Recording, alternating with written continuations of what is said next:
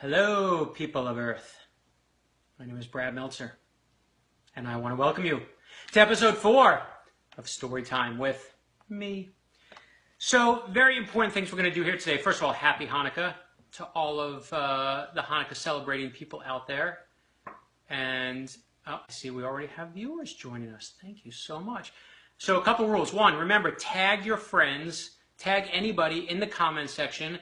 And if you tag someone in the comment section, you can win. We're going to give away. I'm going to show you what we're going to give away. We're going to give away one of these awesome gift sets of Ordinary People Change the World. It comes with 4 books. Who comes with it? These people. You can win one. So again, tag a friend. Hello, David Holden. I agree. This is awesome. Okay. Hello, Fabian. Hi, Brad. Hello, Fabian. See, I said back. So, again, put things in the comments. Write things to me. Hi, Trina Todd. And, again, Mr. Meltzer, you are the best. You know, I agree. Who is that? Steve Shin. I might be the best. So, very important things we're going to do here tonight. One, that is, remember last time when I said we had a sponsor? We did not have a sponsor. And I actually held up and I was like, oh, you know, I love Pop Chips and I want them, they're our sponsor.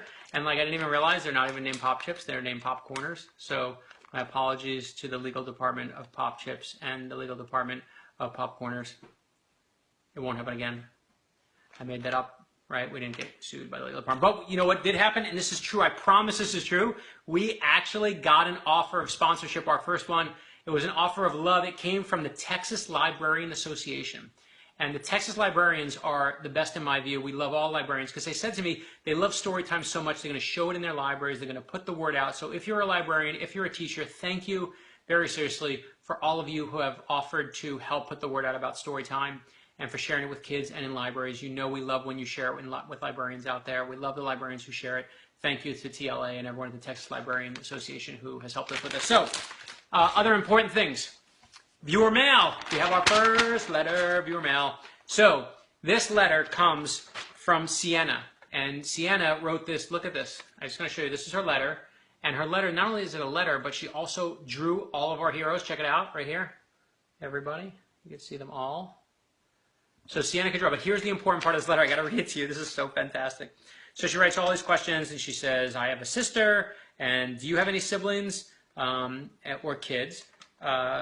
And she also says, this is the best part.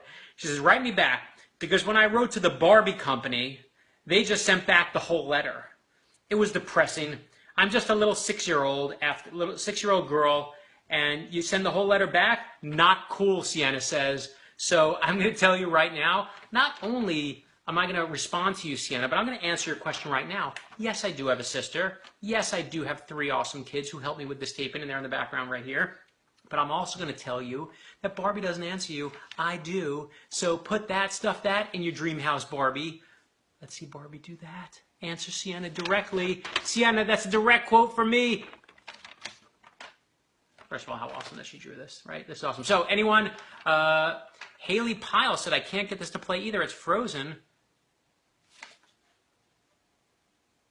It's not frozen. That was me acting. That was acting. That's going to be, by the way, my Emmy and Oscar clip because it's actually not going to be. I was making that up. Roxy Rules, who says, I'm the best. I agree. And Shari Grossman, who's tagging her sister Jennifer. And Michael Conrad says, ha, ha, ha, in the comments. So again, tag your friends and we will get it going. So that's our viewer mail for today. And now here's important things. So today is Hanukkah for those who are watching. And what I love that we're doing because we're doing Hanukkah is I'm going to tell you my favorite Hanukkah story when I was little. This is a true story. I promise this is true. Is when I was little, I wanted Atari more than anything. Kids out there, if you don't know what Atari is, your parents have failed you as parents. I'm just going to tell you. But I wanted Atari more than anything. And my parents came to me and said, Brad, we can't get you an Atari. There's no Ataris anywhere in New York. There's no Ataris at all. And I agree that Kristen Wissig, this makes my whole family happy too. They said there's no Ataris anywhere, so sorry, you're out of luck. And I was heartbroken. I wanted an Atari so bad. And my dad came to me and he said, Brad, I'm so sorry. We couldn't get you the Atari. They're sold out everywhere. And so what we're going to do is instead, we got you this. And he handed me this box. And I remember thinking, like, I don't even want this box. And I opened the box, and it was an Atari. And I was like, oh my gosh, my dad was like, sucker, we got you. So tonight, this is why I tell you the story. Tonight's Hanukkah. My son was like, I want a Wii U more than anything. He wants a Wii U. Even though we have a PlayStation, he's like, I want a Wii U, I want a Wii U. And I'm like, I'm so sorry, we can't find a Wii U anywhere. They're sold out. It's an old unit. They don't really make them anymore. And then tonight, I was like, listen, buddy, here, I just want to give you this little box. And then I just want to show the world, what did he get? Wii U, yeah! Took me 30 years to come back and outdo my father. So in my father's honor, torturing your kids can be a good thing. I want everyone to know that message out there. That's really the lesson for tonight. If you torture your kids, something good might come of it. And thank you, Ruth. I love my hat too. And Leslie tells me NMB is watching. That's my high school. It means my high school is watching. And you want to know why our high school is rated so low? That pretty much says it right there. So with that said, I want to get a little bit to story time, but I want to tell you first another, we always share personal history, something from my office, something from my house that's personal about me, and I'm going to share with you, this is a true story, this is a piece of information, no one knows this story, but when I was in high school, I was here in Florida, and there was a story, my daughter's making a face now because she knows I'm telling the story, this is true, you can't make it up, she knows, she's embarrassed already, and yes, Amanda's saying this is going to be a great story. It is a great story. And here's what happens. So the air conditioning breaks down in our Florida high school. And if your air conditioning breaks down in your Florida high school, you're sweating, right? It's hot. You're in Florida. And the rule said, if you look at the dress code rules, it said that boys couldn't wear shorts. And so you couldn't wear shorts. I'm like, this is silly. Here we are in jeans. We're in Florida. We're dying. There's no air conditioning. This is crazy. But in my first legal loophole, when I was a 12th grader, I did see that the dress code said nothing about boys not wearing skirts. So it said we couldn't wear shorts, but it said nothing about skirts. So I showed up. This is what I'm sharing with you today. I showed up in this. Yes, you know what this is? This is my then girlfriend's, now wife's cheerleading skirt. I wore this to school. This is true. My son's dying right now. He's so embarrassed, right? But this was the actual skirt I wore to school. I wear this skirt to school, and it's so fun that I get to wear it. And then what happens is, basically, it starts a huge protest. Everyone goes crazy because they're like, you can't wear a skirt to school. And I was like, it doesn't say anything in the rules. But I wear the skirt to school, and everyone shows up, and all these people start protesting.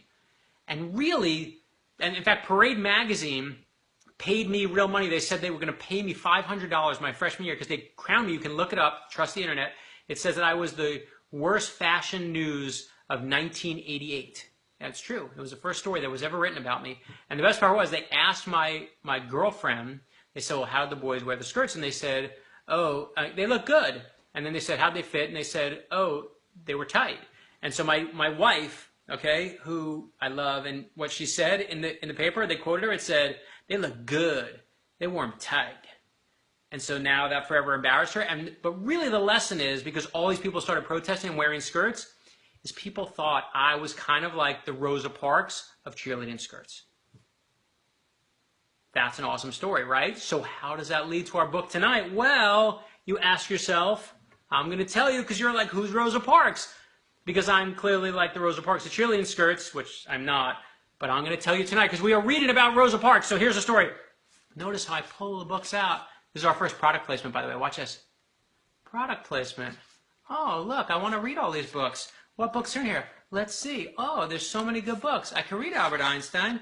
I can read about Amelia Earhart. These all come in a gift pack. I wonder what's coming, rhymes with Isthmus, in a couple weeks to buy for my family and children. This is it, the 4-pack. So we're going to read and learn tonight about I Am Rosa Parks.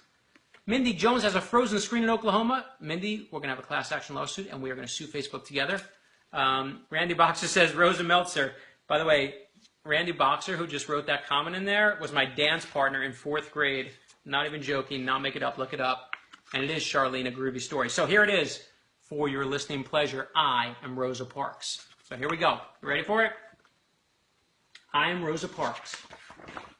This is actually a very important story. It's one of my favorite stories that we've done. For those who don't know, this is the 60 years, this week, 60 years since Rosa Parks had her famous incident on the bus you're going to see. And it says, growing up, I was small for my age. I was sick a lot too. Since we didn't have money for a doctor. But that didn't mean I was weak. And she says, I'm not that short. And her brother says, looks like you are. When I was 11 years old, this is a true story, as I was walking home from school, a boy on roller skates came zipping by and shoved me. He thought I'd be an easy target. To his surprise, I turned around and pushed him back. I knew that fighting was wrong, but I didn't want him picking on me again. And a friend says, uh-oh, this is going to be bad. And this woman says, did you just push my son? His mother saw what happened. She was mad that I pushed him. And she says, here she goes, look, my daughter's changing the page. Here we go. She says, but you know what made her even madder? I was black and her son was white. She immediately started yelling, I'll have you put in jail. You'll never get out again. No question, it was scary. But my mother and grandfather taught me to respect myself and to expect respect from others. So instead of backing down, I stood my ground and calmly but firmly I explained, your son was the one who pushed me. I didn't bother him at all. I was just standing up to that mom. She said, I wasn't just standing up to that mom or even to the boy on roller skates. I was standing up for myself. After that, the boy and his mom never bothered me again. Still, it's hard to change things, she says, because sometimes it can take a long time. Back then, if you were black, you were treated unfairly just because of the color of your skin.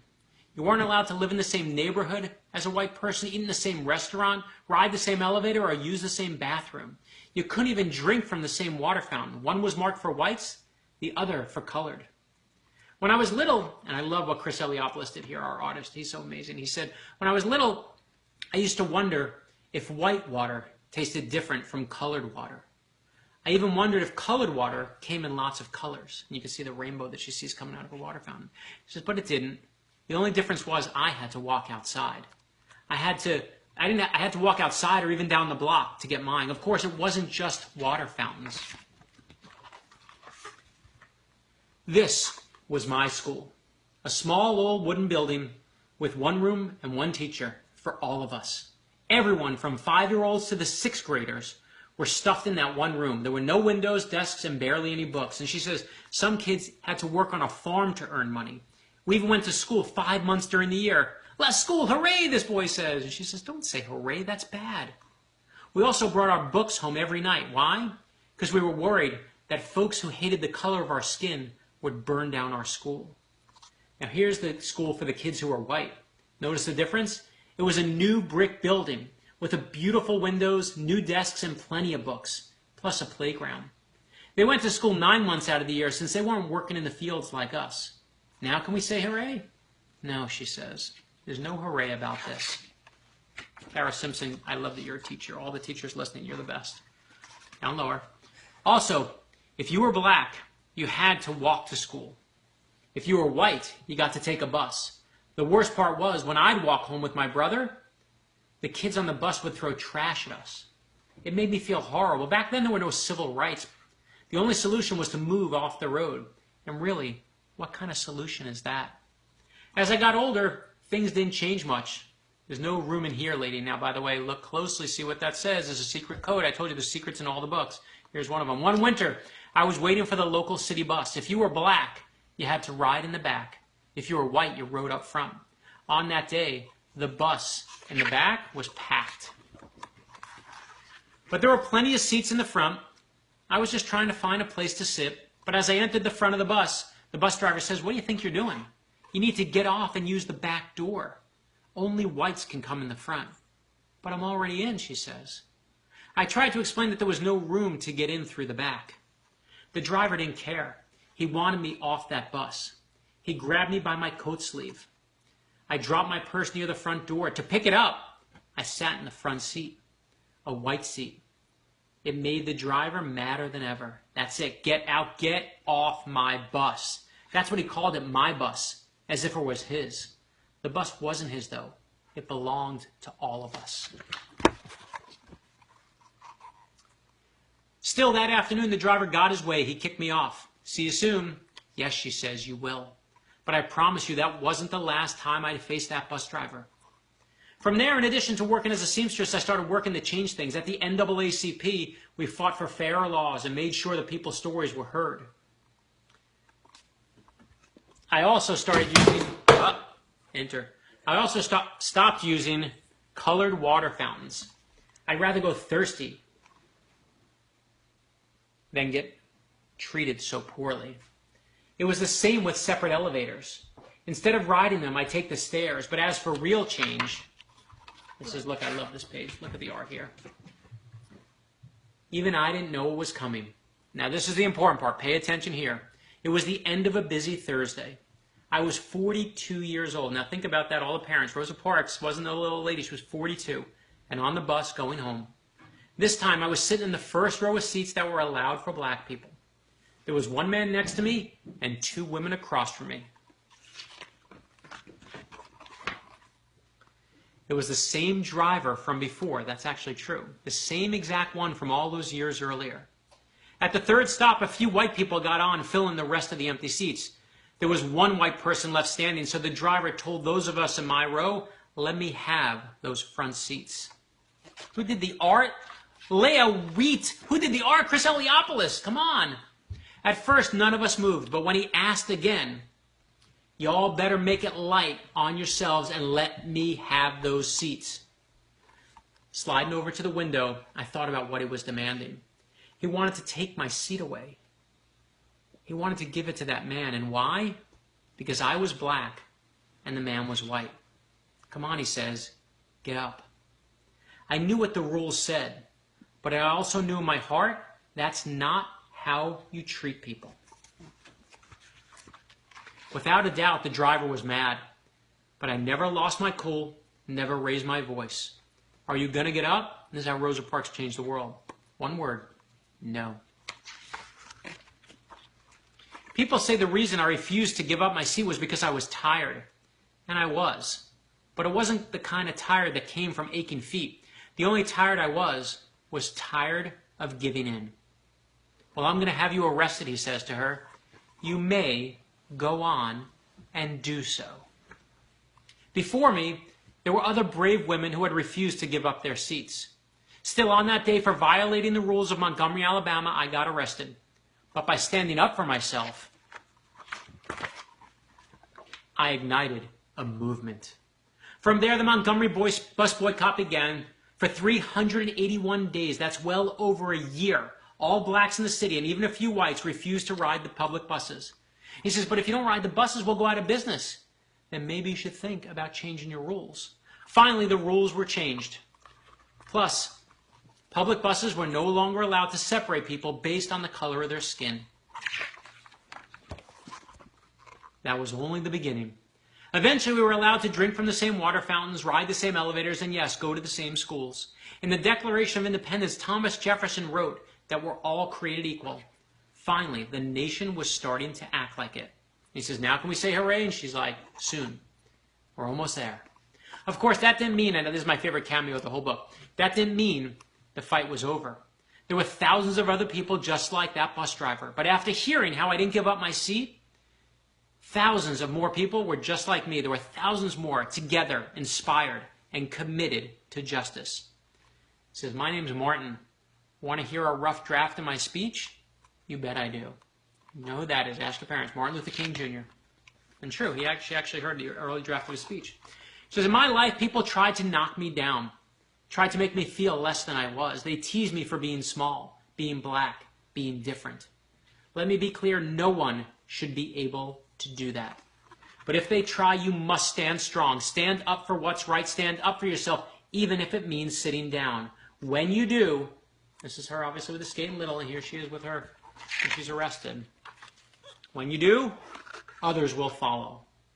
What's the medal?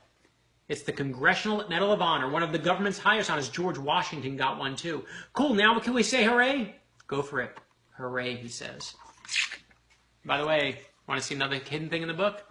You know who that is? Superman. Unless you're a DC Comics' lawyer, then it's not Superman at all. I am Rosa Parks. I'm not a politician or a president or an actor or a famous business owner. I'm just an ordinary person, but I'm also proof that there's no such thing as an ordinary person. I hope you'll always remember to stand up for yourself, and I hope you'll remember that we're all in this together. Again, my favorite parts of the book always. This is Rosa Parks for real. This is what she looked like. To make up the story, this is her. That's her when she's arrested. Actually, on a different day, here she is And this is the story of Rosa Parks. This is 60 years old. This happened. This 40-something woman changes the entire world. So again, yes, Kalia Stone, wahaha, unless you're DC Comics' lawyer. I agree. Again, don't forget, tag your friends in here, and you can win the entire thing. And you can win an entire section of these books, the entire gift box for someone who tags their friends in the comments. With that said, happy Hanukkah. We're coming to Christmas season. And what I also love to know in the comments is what books you want to see next. Because certainly we have our books, and those are fun, and we love doing them. But I'd love to do some other books. I agree, Brittany Smith, amazing. And I agree, Charlene, I have written great stories.